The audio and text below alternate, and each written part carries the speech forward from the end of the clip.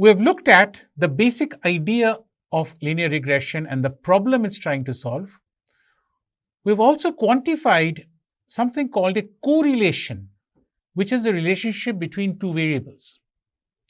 But now we're going to start talking about linear regression itself. Now we've seen that there is a positive correlation between advertising and sales. We haven't calculated it, but the idea is that positivity of the relationship represents the positivity of the correlation. So this suggests that there should be an equation linking these two variables. One way to understand that is to try and get an equation in which the input will be an advertising expenditure number and the output will be a sales number. So that in business terms, if we decide to spend $310 for the marketing campaign or the advertising campaign for the latest iPhone, whichever be the units you're looking at, how much sales should we expect? In other words, what is the statistical expectation? Remember, if I look at 310, the sales could be any set of numbers. There are many points that are near 310. So my equation will not be any one of these numbers, but in some sense, an expectation of them. An average sales given that price is 310, or an expected sales given that price is 310. That's what we're going after. So we don't know the right answer. We cannot have a sensible mathematical equation. We have different sales for similar marketing spends, but we should still be able to get an equation because I know that at 310 sales is somewhere around here. And that gives me some information. It's not around here. There are no points here. So we're going to take advantage of that sense of averaging that statisticians tend to want to leverage. So while we cannot predict exactly, correlation tells us that we will be able to get a useful average or approximate prediction. Because the strength is there, it's not as if the correlation does not exist, and I know what it directionally is. So in other words, I know roughly speaking that if price goes up, the expected sales should also go up, and that will reflect itself as the average of the points around that selected advertising expenditure.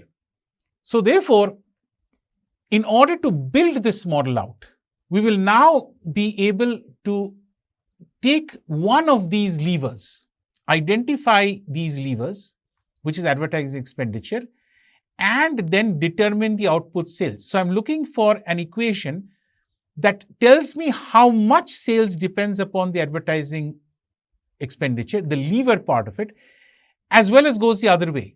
Tells me if this is what the advertising expenditure is, what might be my predicted sales. Always remember these two purposes of regression. They'll help us focus on the particular business problem that we have. Here we have two business problems, or we're carrying two business problems with us. To what extent does sales depend on advertising? The key driver problem. And the second, the forecasting problem. If I know advertising, what is the forecasted sales? And so now for both of these, we will frame the mathematical model as give me an input and give me an output.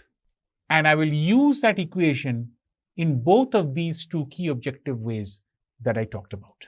So the simplest mathematical model is a straight line. It's a straight line that goes through my data points. We'll see how one can reason what the straight line is. But also note or recall that this straight line relates to the idea of a correlation. A correlation also picks up whether such a straight line picks up the relationship between X and Y. We haven't gone into the details of that, but you're going to have to take my word for it for now, that we're not going to get a qualitatively different answer from correlations and regression. If the correlation is positive, the slope of this line will be positive. If the correlation is negative, the slope of this line will be negative. That's a common sense way of seeing it. But in general, a linear regression is a statistical model which estimates the linear relationship between a response and one or more explanatory variables. Response is sales.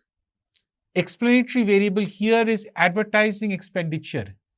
In this case, there is only one explanatory variable. Therefore, we are calling this simple linear regression. Next, it is a linear regression. But as an equation, it is a statistical model. On an average, it is correct. There is random noise that we'll need to account for, but on an average, this is correct. But because it is a statistical relationship, all it can do is estimate the line, estimate the linear relationship. How we estimate, therefore, needs to be dealt with very carefully, because if we estimate badly, we will not pick up the true statistical model or the best statistical model. So it's important to estimate correctly. But however we choose to estimate it, it will still remain a statistical model for the simple reason that the same advertising expenditure can potentially lead to many sales. And that is a reality that no model can get us out of. We'll simply need to average our way out of that to get a straightforward, simple model. So simple linear regression is one explanatory variable and one response variable. It assumes that there is a linear relationship between the explanatory or the independent variable and the response or the dependent variable. Inside this is a concept that should remind you of what I warned you against, this idea of causation. This implies that somehow sales depends on advertising. Sales is the dependent variable on advertising, which is the independent variable. And so while correlation does not talk about causation, linear regression is framed, always framed, with one variable being an output and one being an input. Simple means one variable as input. And the terminology is designed to say that what does sales depend on? And it's good to think of dependence as perhaps being conceptually different from causal. It depends on it, but doesn't necessarily be caused by it. I know that's confusing, but maybe it'll help you understand the usage of the word independent and dependent. So now we're going to get down to some of the brass tacks of this. So here's my equation. Sales is equal to A plus B advertising expenditure. Now I'm going to call sales Y. And I'm going to call advertising expenditure X.